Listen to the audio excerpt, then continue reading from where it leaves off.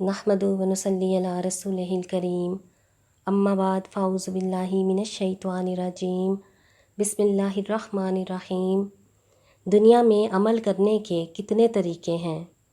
عبداللہ بن عمرو رضی اللہ تعالیٰ عنہ کہتے ہیں کہ رسول اللہ صلی اللہ علیہ وآلہ وسلم نے فرمایا، تم میں سے کوئی شخص مومن نہیں ہو سکتا یہاں تک کہ اس کی خواہش اس چیز کے تابع ہو جائے جو میں لایا ہوں۔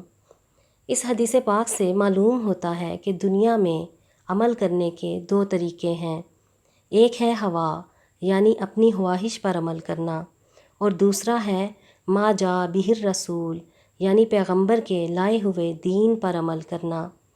آپ کے سامنے ایک حق آیا، آپ کے دل نے گواہی دی کہ یہ حق ہے، مگر اسی کے ساتھ شعوری یا غیر شعوری طور پر یہ احساس پیدا ہوا کہ اگر میں اس حق کا اعتراف کر لوں تو میرا درجہ نیچا ہو جائے گا۔ اب اگر آپ نے حق کو مان لیا تو آپ نے ما جاء بہ الرسول پر عمل کیا، اور اگر آپ نے حق کا انکار کیا تو آپ نے اپنی ہوا کی پیروی کی۔ ایک شخص نے آپ کے اوپر تنقید کی، اس سے آپ کی انا کو چوٹ لگی، آپ برہم ہو گئے۔ اسی کے ساتھ رسول اللہ صلی اللہ علیہ وآلہ وسلم کی لائی ہوئی شریعت کا یہ حکم آپ کے سامنے آیا کہ متکبر نہ بنو بلکہ متواضع بن کر لوگوں کے درمیان رہو۔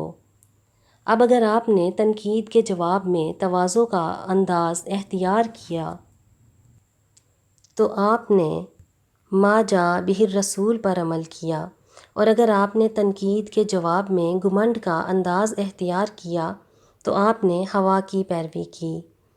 ایک شخص کے کسی رویہ سے آپ کو شکایت پیدا ہوئی، آپ مشتعل ہو گئے۔ اس وقت آپ کے سامنے شریعت کا یہ حکم آیا کہ لوگ اشتعال انگیزی کریں تب بھی تم صبر اور اعراض کا طریقہ اختیار کرو۔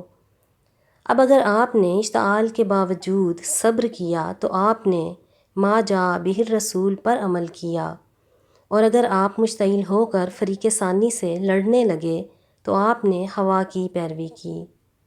یہی معاملہ پوری زندگی کا ہے۔ ہر معاملہ جو آدمی کے ساتھ پیش آتا ہے اس میں اس کے لیے دو میں سے ایک رویہ اختیار کرنے کا موقع ہوتا ہے۔ ایک رویہ اختیار کرنے کے بعد وہ اللہ تعالیٰ کے یہاں مومن لکھ دیا جاتا ہے، اور دوسرا رویہ اختیار کرنے کے بعد غیر مومن۔